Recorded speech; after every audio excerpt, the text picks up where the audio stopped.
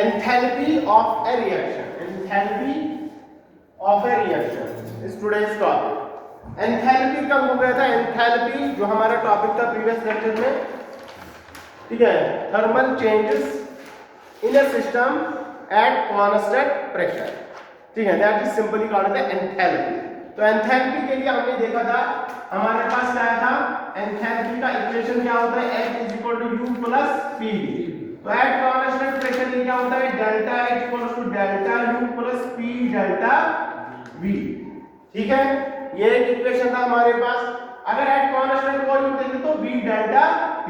Similarly एक और equation आया था delta H = mCp delta P। Now today's topic is enthalpy of a reaction.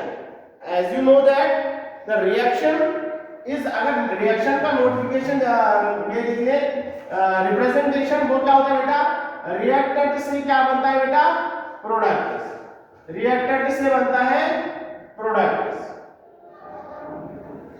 ठीक है, रिएक्टेंट से बनता है प्रोडक्ट। इस रिएक्शन का एंथैल्पी क्या होगा, that is called the enthalpy of reaction. यानी कि अगर हम एंथैल्पी ऑफ रिएक्शन को डिफाइन कर ले, इट इज द, देखो definition, enthalpy of A reaction, enthalpy of A reaction may be defined as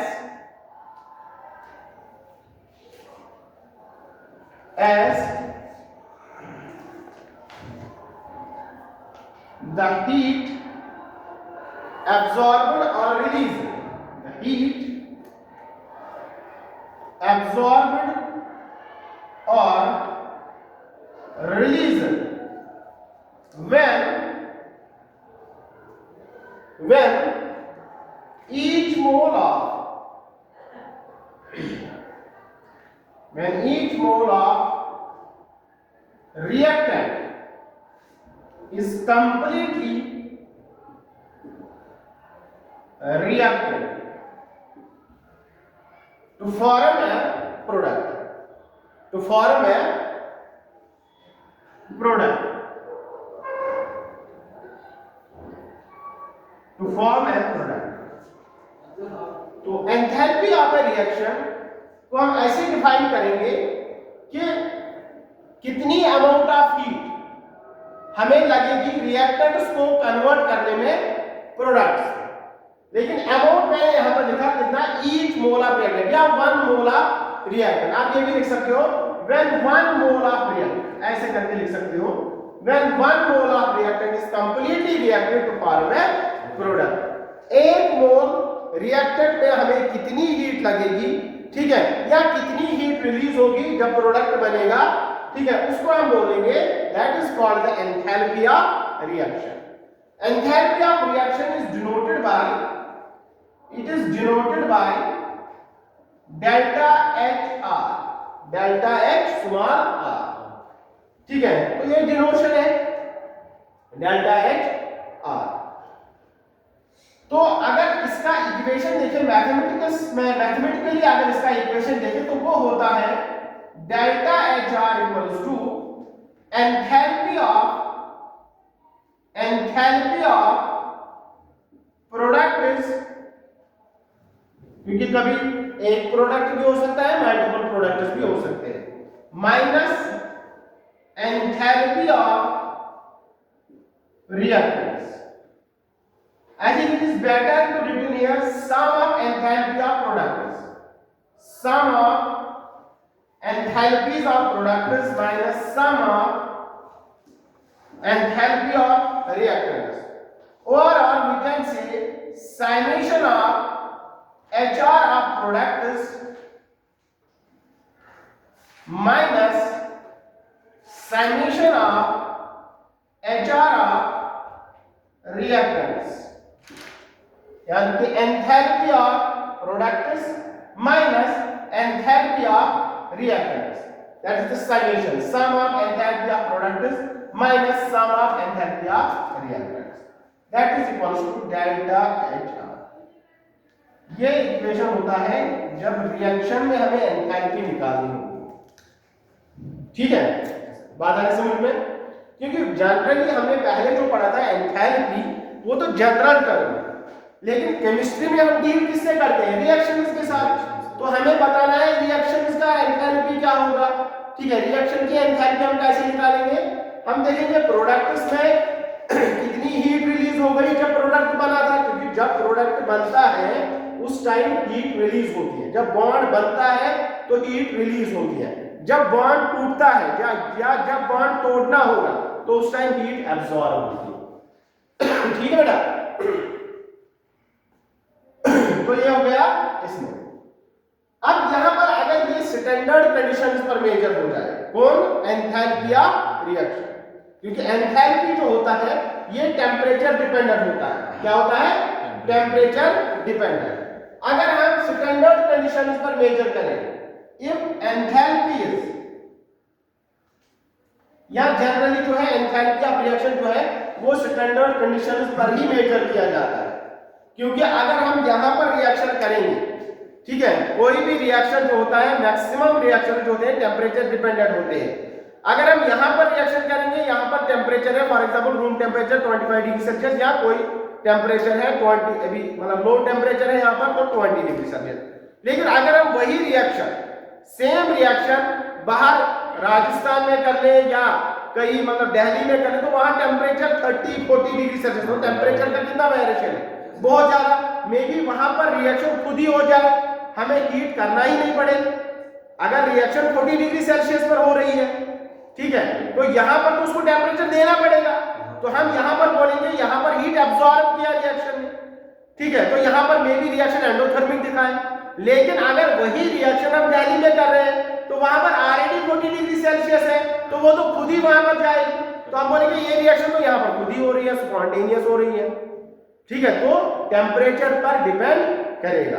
तो इसलिए जो IUPAC होता है, जो भी आप लोग इंटरनेशनल यूनियन ऑफ एयर, तो उन्होंने स्टैंडर्ड कंडीशन सेट की है। कोई भी रिएक्शन हमें अगर देखना है कि ये एक्सोथर्मिक है कि एंडोथर्मिक है, तो उसके लिए हमें स्टैंडर्ड कंडीशंस होती है।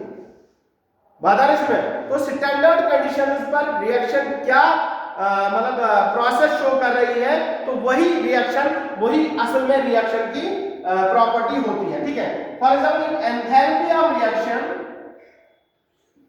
Reaction is measured at standard conditions. Standard condition क्या होता है? ठीक है, स्टैंडर्ड कंडीशन क्या होता है? यानी कि टेम्परेचर होना चाहिए room temperature, temperature equals to 25 degree Celsius और 298 kelvin, that is the standard temperature.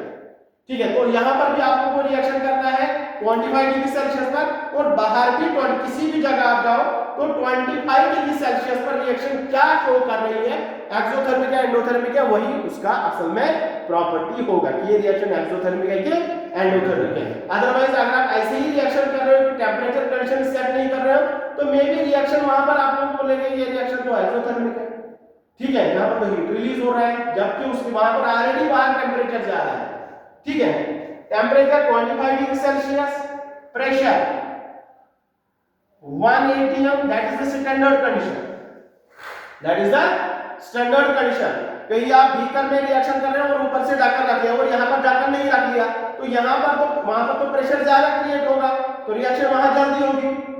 बात आ रही समझ में? तो इसलिए प्रेशर आपको वहां मतलब स्टैंडर्ड कंडीशन जहां भी आप रिएक्शन करोगे, टेम्परेचर रखोगे 25 डिग्री सेल्सियस, प्रेशर रखोगे 1 atm, तब जाके आप लोगों को पता चलेगा कि ये रिएक्शन किस कंडीशन पर हो रही है, स्टैंडर्ड कंडीशन पर होके एक्सोथर्मिक है कि एंडोथर्मिक है। प्रेशर 1 atm और कंसंट्रेशन होती है 1 मोलर। तो ये सब होता है स्टैंडर्ड कंडीशन। इन कंडीशंस पर हर किसी रिएक्शन का ये देखा जाता है कि ये रिएक्शन एक्सोथर्मिक है कि एंडोथर्मिक है। ठीक है, अगर enthalpy of reaction is measured at standard conditions, then यहां पर लो, then delta HR is written as delta H naught R. This naught represents the standard. अगर ये रिएक्शन में लिखा है कि delta H naught R equals to this X Y Z, तो इसका मतलब ये इसकी एंथैल्पी किस पर मेजर की गई है? स्टैंडर्ड टेम्परेचर प्रेशर पर। ठीक है, तो उस टाइम क्या होगा, delta H naught R equals to, तो उस टाइम होगा delta H naught R equals to summation of H naught R products minus summation of H naught R reactants, बस ये होगा। Is that clear? Is that clear? Okay, now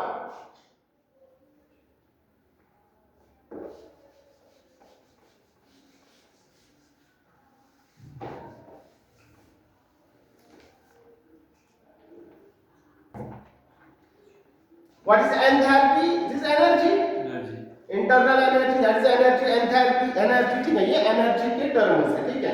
तो जैसे हमने पहले बोला था इंटेंसिव एक्सटेंसिव वही है। तो यहाँ पर आप लोगों ने देखा एंथैल्पी भी क्या होगा, enthalpy of products minus enthalpy of reactants, ये भी एक स्टेट फंक्शन ही होता है, ठीक है। तो delta H naught R equals to summation of H naught R minus summation of H naught R reactants. Now अगर रिएक्शन हीट एब्जॉर्ब कर रही है, ठीक है, मतलब रिएक्शन को हम हीट दे रहे हैं, रिएक्शन को हम हीट दे रहे हैं, तो उस टाइम डेल्टा है, साइन कन्वेंशन लिखो यहां पर, sign convention, sign convention. If delta H is positive, delta H is positive, अगर ये डेल्टा एच पॉजिटिव होगा, डेल्टा एच पॉजिटिव होगा, ठीक है, ये कब पॉजिटिव होगा,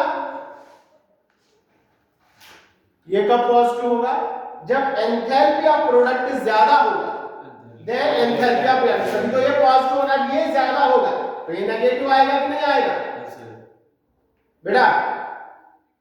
अगर डेल्टा एच पॉजिटिव है तो इसका मतलब प्रोडक्ट्स की एनर्जी ज्यादा है देन रिएक्टेंट्स, तभी तो ये पॉजिटिव आएगा। अगर यहां पर इसकी एनर्जी ज्यादा है रिएक्टेंट्स की, तो तब ये नेगेटिव आएगा, ठीक है, तो उसका मतलब रिएक्टेंट्स की एनर्जी ज्यादा है, ठीक है। तो अगर डेल्टा एच पॉजिटिव है तो reaction is endothermic, reaction is endothermic. अगर डेल्टा एच नेगेटिव है, डेल्टा एच नेगेटिव है, तो इसका मतलब रिएक्टेंट्स की एनर्जी ज्यादा है, तो जब ये माइनस ज्यादा होगा तभी तो ये नेगेटिव होगा, तो इसका मतलब रिएक्टेंट्स की एनर्जी ज्यादा है, तो रिएक्शन इज एक्सोथर्मिक। तो साथ में यहां पर भी लिख सकते हो, जब डेल्टा एच पॉजिटिव होगा इसका मतलब product energy of product is greater then energy of reactants, ठीक है, तो यहां पर आप लिख सकते हो। तो अगर एंडोथर्मिक है तो मतलब enthalpy of products is greater than enthalpy of reactants. Similarly अगर रिएक्शन एक्सोथर्मिक है, इसका मतलब enthalpy of reactants is greater than enthalpy of products. Enthalpy is nothing, it is simply energy, यानी energy of reactants is greater than enthalpy of, ये होगा, ठीक है, clear बेटा? Delta H positive reaction is endothermic, delta H negative reaction is exothermic, enthalpy of product is greater than enthalpy of reactants, तो endothermic होता है। अगर graphically देखें, ग्राफिकली अगर ग्राफिकली देखें हम, तो ग्राफिकली क्या होगा बेटा?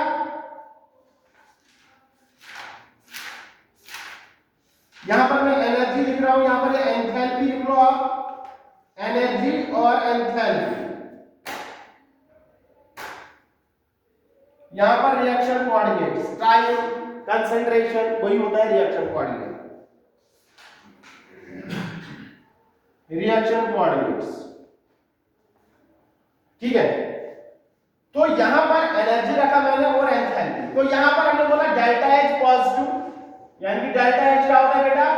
Enthalpy of products minus enthalpy of reactants, ठीक है, sorry summation of H P minus summation of H R, तो enthalpy of products minus enthalpy of reactants, तो जब डेल्टा एच पॉजिटिव होगा, जब ये पॉजिटिव होगा इसका मतलब एंथैल्पी ऑफ प्रोडक्ट ज्यादा होगी। तो यहां पर अगर मैं रिएक्टेंट्स मान लूं, ठीक है, तो यहां पर क्या बोल रहा है, एंथैल्पी ऑफ प्रोडक्ट ज्यादा होगा तो एनर्जी ज्यादा होगा।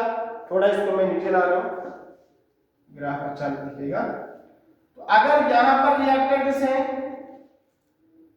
तो ये एंथैल्पी ऑफ रिएक्टेंट्स है, तो उस टाइम क्या होगा, रिएक्टेंट्स की एंथैल्पी कम होगी और प्रोडक्ट्स की एंथैल्पी ज्यादा होगी। दिस इज प्रोडक्ट और ग्राफ ऐसा दिखेगा आप लोगों को, ठीक है बेटा। ये ग्राफ होगा किसके लिए, एंडोथर्मिक रिएक्शन के, ठीक है। ये क्वेश्चन आता है नीट में, which of the following graph represents endothermic reaction. तो जब ग्राफ ऐसा दिखेगा तो इसका मतलब enthalpy of reactant is greater than enthalpy of product, ठीक है। And sorry less than enthalpy of reactant is less than enthalpy of product, या enthalpy of product is greater than enthalpy of reactant जब होगा तो reaction is endothermic and the delta is positive. तो यहां पर ये जो एनर्जी है, ठीक है, सॉरी यहां से यहां तक एनर्जी,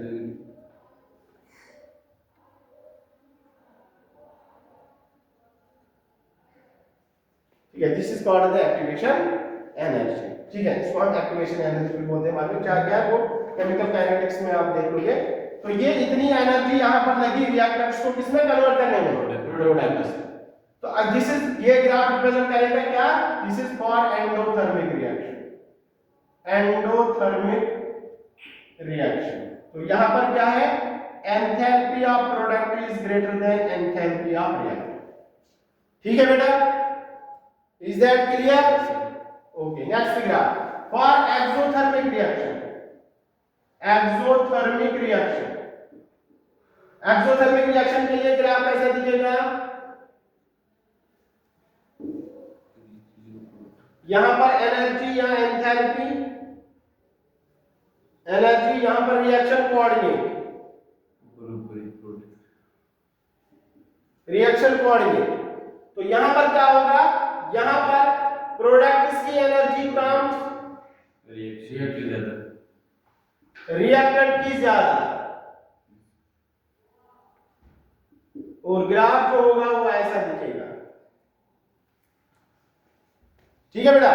तो यहां पर प्रोडक्ट्स की एनर्जी यानी कि enthalpy of reactants is greater than enthalpy of products, यहां पर मैंने लिखा जब enthalpy of reactants is greater than enthalpy of products reaction is exothermic, delta H is negative, delta H is negative. देखो बेटा यहां पर, ठीक है। तो this is called the activation energy, E A बोलते हैं इसको, ठीक है, ई ए और यहां पर ई ए। खैर ये बात की बात है। तो ये रिएक्टेंट, ये प्रोडक्ट। अब देख लो यहां पर जो हम बता रहे हैं, हम क्या बता रहे हैं, एंडोथर्मिक रिएक्शन क्या होता है, जहां पर हीट एब्जॉर्ब होता है, और एक्सोथर्मिक रिएक्शन में क्या होता है, जहां पर हीट रिलीज होता है। यहां पर देखो, अगर फॉर एग्जांपल ये 0 है, ये 2 है, ये 4 है, ये 6 है, ये 8 है। सिमिलरली यहां पर 0 2 4 6 8 जूल उसमें मानना।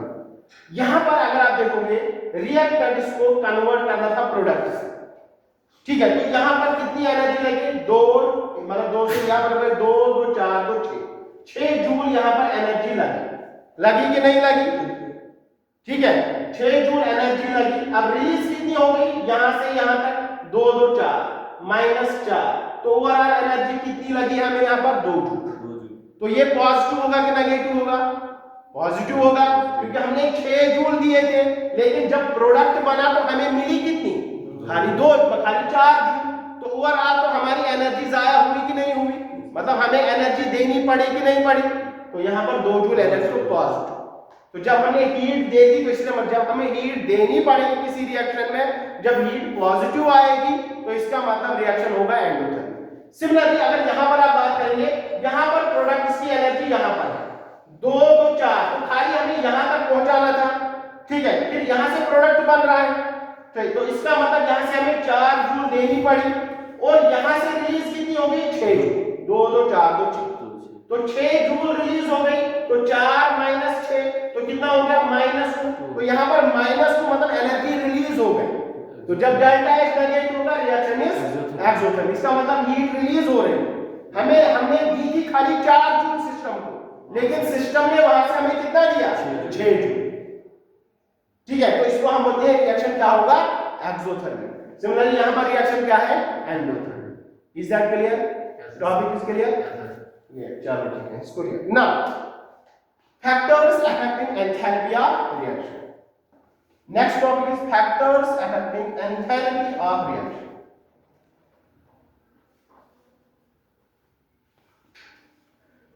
स्टैंडर्ड टेम्परेचर प्रेशर कंडीशन क्या होती है? टेम्परेचर जब होगा रूम टेम्परेचर, प्रेशर होगा 1 atm और कंसंट्रेशन होगी 1 mole, that is called the standard temperature pressure condition, STP बोलते हैं इसको। ठीक है, STP। Next topic is factors affecting rate of reaction.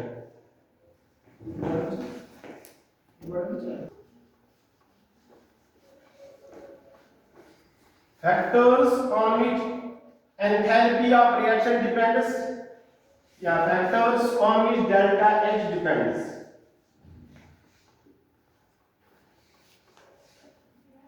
Factors on which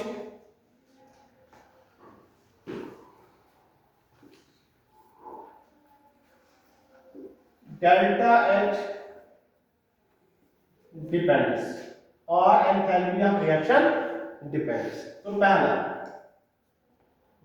delta H of reaction, ठीक है, delta H of reaction depends on physical state of substance, physical state of substance. तो ये इस पर डिपेंड करेगा कि physical state क्या है, सॉलिड है, लिक्विड है कि गैस है। फिजिकल स्टेट क्या होता है? सॉलिड, लिक्विड या गैस। ठीक है, फॉर एग्जांपल अगर हमें वाटर बनाना हो, for example formation of water H2O, क्योंकि वाटर जो है सॉलिड में भी एग्जिस्ट करता है, लिक्विड में भी और गैस में। फॉर एग्जांपल हमें बनाना है गैसलेस वाटर, ठीक है, वाटर वेपर्स बनाने, तो हम करेंगे H2 gas plus half of O2 gas gives H2O gas, मतलब वाटर वेपर्स। ठीक है, तो यहां पर फॉर एग्जांपल जो डेल्टा H रिएक्शन होगा वो हमें लग गया फॉर एग्जांपल x जूल जो भी है, ठीक है, x। तो इसी तरह से अगर हम यही reaction H2 gas plus half of O2 gas gives H2O liquid, तो यहां पर डेल्टा HR हो गया 1। And it has been experimentally found कि यहां पर जो एनर्जी रिलीज हो गई, ठीक है, वो ज्यादा है देन दिस। यहां पर जो एनर्जी रिलीज होगी वो ज्यादा होगी देन दिस, यानी कि delta H of H2O liquid, delta H of H2O liquid is greater then, ठीक है, लेस देन, रिलीज होगी ज्यादा, is less than delta H of H2O in gaseous। Gaseous state में एंथैल्पी ज्यादा होगा, लिक्विड स्टेट में एंथैल्पी कम होगा, change in enthalpy, न कि एंथैल्पी, चेंज इन एंथैल्पी। जब डेल्टा H, यहां पर देखो, जब हम गैसियस से लिक्विड स्टेट में आएंगे तो एनर्जी रिलीज होगी कि अब्सॉर्ब होगी? रिलीज होगी। वो गैसियस स्टेट में क्या है? गैसियस स्टेट में वाटर जो होता है, एक वाटर मॉलिक्यूल यहां, एक वाटर मॉलिक्यूल यहां, एक वाटर मॉलिक्यूल यहां। लेकिन लिक्विड से जब हम इसको प्रेशर करेंगे, जब हम इसको प्रेशर करेंगे सॉलिड्स गैसलेस से लिक्विड बनाने में, तो हमें प्रेशर करना पड़ेगा कि नहीं करना पड़ेगा? तो हमें इसको करीब लाना पड़ेगा, तो लिक्विड बनाना है। तो लिक्विड में क्या होता है, यहाँ पर कोई कोऑर्डिनेट बॉन्ड नहीं होता है, लिक्विड में होता है H2O, इसके साथ दूसरा H2O जुड़ा होगा, इसके साथ तो बॉन्ड बन रहा है। तो जब फॉर्मेशन होगा तो इसका मतलब एनर्जी रिलीज होगा, जब एनर्जी रिलीज होगा तो Y की ज्यादा मतलब एनर्जी यहाँ पर ज्यादा इसकी रिलीज होगी। तो enthalpy delta H H2 of liquid is less then change in enthalpy की बात कर रहा हूं, ठीक है। This is change in enthalpy of water is less then change in enthalpy of water in gases state. तो इसका मतलब ये रिएक्शन हाईली एक्सोथर्मिक, ये रिएक्शन लेस एक्सोथर्मिक। क्या है, फिर से मैं समझा रहा हूं। देखो यहां पर हाइड्रोजन और ऑक्सीजन क्या बना रहे थे, दोनों बनाएंगे H2O, ये भी बनाएगा H2O। चलो ठीक है, पहले दोनों में लिक्विड बनाते हैं। वाटर बनाना है नहीं, तो वाटर का मतलब जो न्यूट्रल स्टेट हम समझते हैं वो लिक्विड, ठीक है बेटा। जब आपको गैसियस स्टेट बनाना है तो लिक्विड को फिर से आपको इवापोरेट करना पड़ेगा, लिक्विड को आपको फिर से हीट करना पड़ेगा कि नहीं करना पड़ेगा? लिक्विड से आपको अगर गैसियस बनाना है, हो अगर हमारे पास H2O लिक्विड है, इसको कन्वर्ट करना है H2O गैसियस, तो इसको यहां से एनर्जी देनी पड़ेगी कि लेनी पड़ेगी? एनर्जी देनी पड़ेगी, ठीक है, तभी ये इवापोरेट हो जाएगा।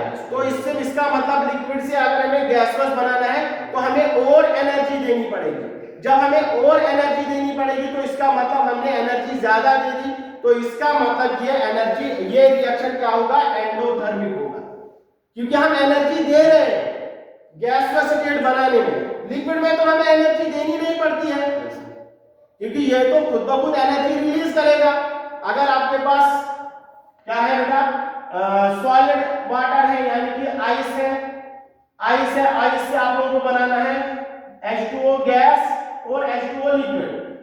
यहां से यहां तो ये खुद ही हो जाएगा, थोड़ा सा रूम टेम्परेचर पर रख लो तो ये खुद ही लिक्विड में कन्वर्ट होगा, तो यहां पर एनर्जी रिलीज होगी, तो ये क्या रिएक्शन होगा, एक्सोथर्मिक। लेकिन अगर आपको गैसियस चाहिए तो लिक्विड में कन्वर्ट होने के बाद आपको फिर से इसको हीट करना पड़ेगा। तो जब हम एनर्जी दे रहे हैं, हीट दे रहे हैं, तो इसका मतलब एनर्जी क्या होगा, बात आ रही समझ में? तो ये रिएक्शन क्या होगा, endothermic.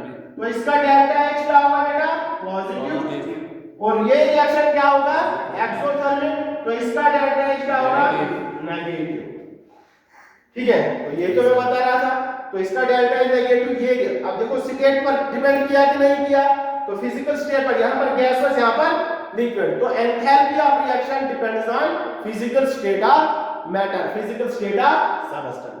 Is that clear now? Yes, sir. Okay, next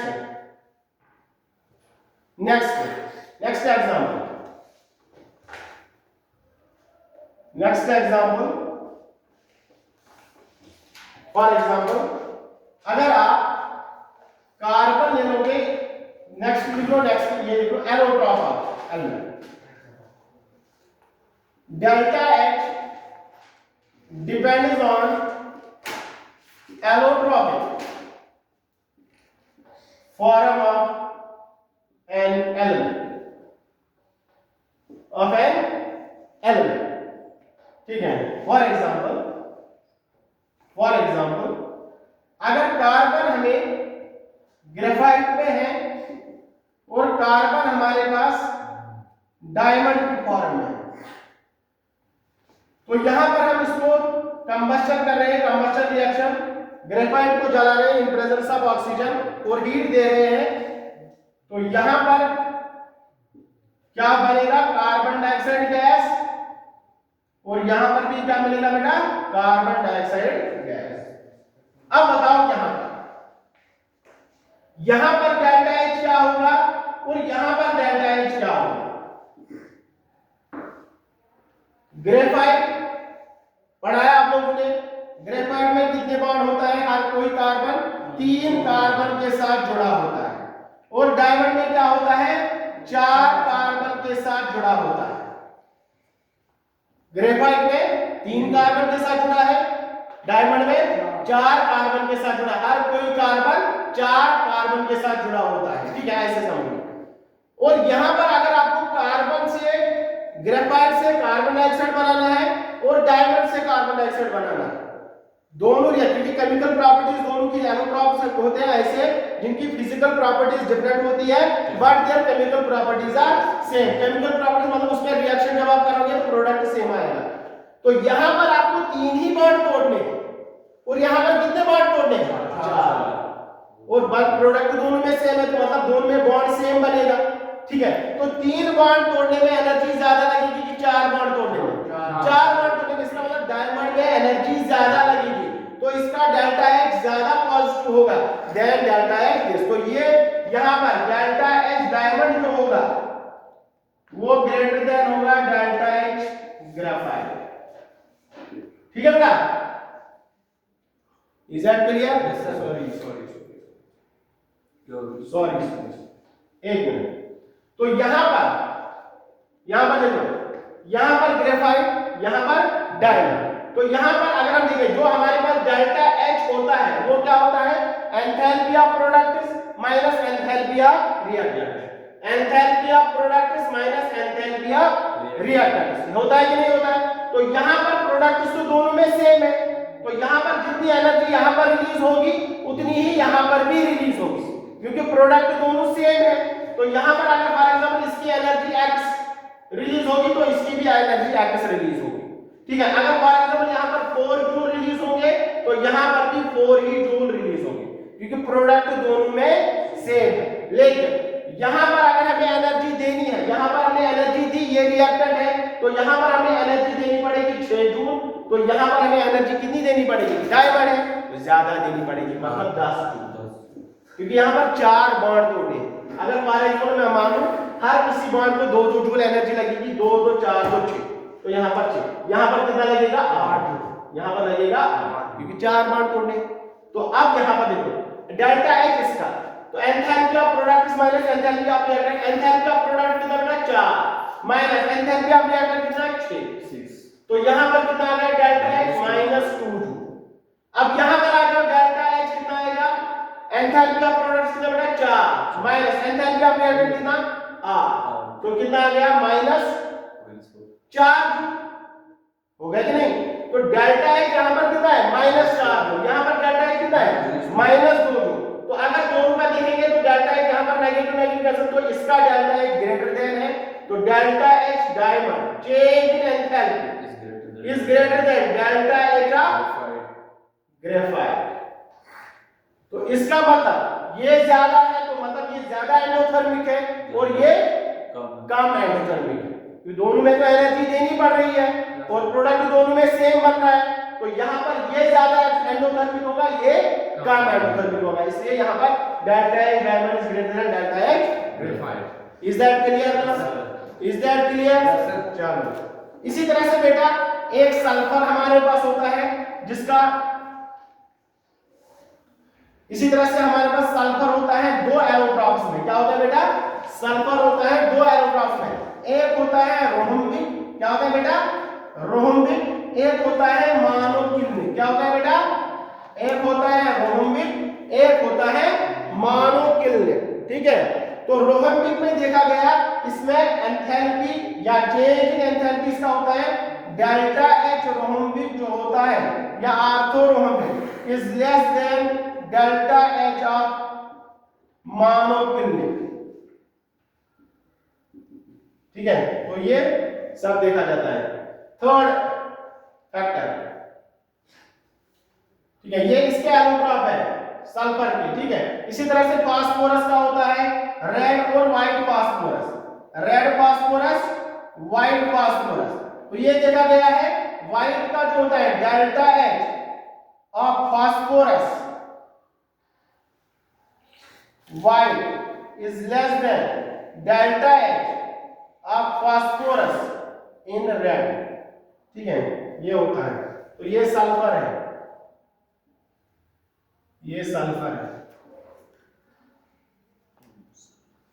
ठीक है, third factor, third factor, third factor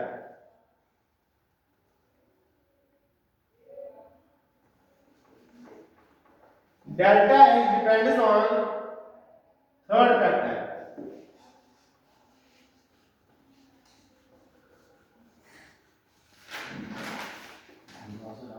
delta H depends on a solvent in which reaction takes place,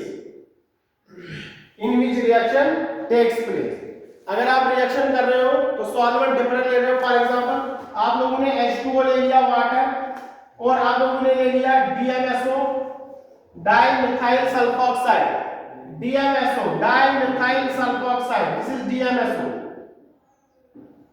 ठीक है। यहां DMF ले लो, डाइमिथाइल सल्फोक्साइड। इसी तरह से बेटा आपके पास एक और है मिथेनॉल, CH3OH, यहां इथेनॉल, ठीक है। तो अब जब आप इसका बॉइलिंग पॉइंट देख रहे हो, ठीक है, तो बॉइलिंग पॉइंट जो है वो सबसे ज्यादा DMSO का होता है, बॉइलिंग पॉइंट होता है DMSO का ज्यादा, देन H2O, देन मिथेनॉल। अब तीनों आप एक रिएक्शन कर रहे हो डिफरेंट सॉल्वेंट से, रिएक्शन कर रहे हो, मतलब फॉर एग्जांपल यासिर ने किया काम, यासिर ने बोला कि मैं रिएक्शन करूंगा DMSO, और जिगमीत ने बोला कि मैं रिएक्शन करूंगा मिथेनॉल, ठीक है, और किसी स्टूडेंट ने बोला मैं रिएक्शन करूंगा वाटर। तो यहां पर DMSO में जो है इसका बॉइलिंग पॉइंट ज्यादा है, तो ये हीट ज्यादा लेगा कि नहीं लेगा? जब हीट ज्यादा लेगा तो इसका मतलब आप एनर्जी ज्यादा दे रहे हो, तो एंथैल्पी ज्यादा होगा, तो DMSO के टाइम ज्यादा एंथैल्पी होगा देन वाटर, देन मिथेनॉल का तो बॉइलिंग पॉइंट होता है 40 डिग्री सेल्सियस के मतलब बीच में। तो यहां पर आपको कम एनर्जी लगेगी रिएक्शन को करने में, यहां पर आपको एनर्जी ज्यादा लगेगी, तो इस टाइम आपको ज्यादा एंडोथर्मिक रिएक्शन होगा, इस टाइम लेस एंडोथर्मिक रिएक्शन होगा, ठीक है। तो ये होता है, तो सॉल्वेंट पर भी डिपेंड करेगा enthalpy of reaction. Is that clear? Yes sir. Is that clear? Yes sir. Fourth one, delta H depends on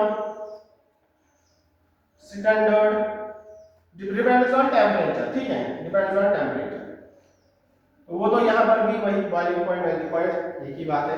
temperature ज्यादा लगेगा तो रिएक्शन एंडोथर्मिक, टेम्परेचर कम लगेगा तो डिपेंड करेगा लेस एंडोथर्मिक।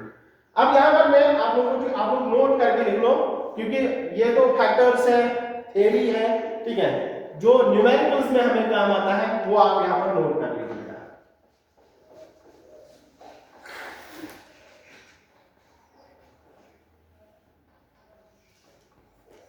यहां पर लिखिएगा,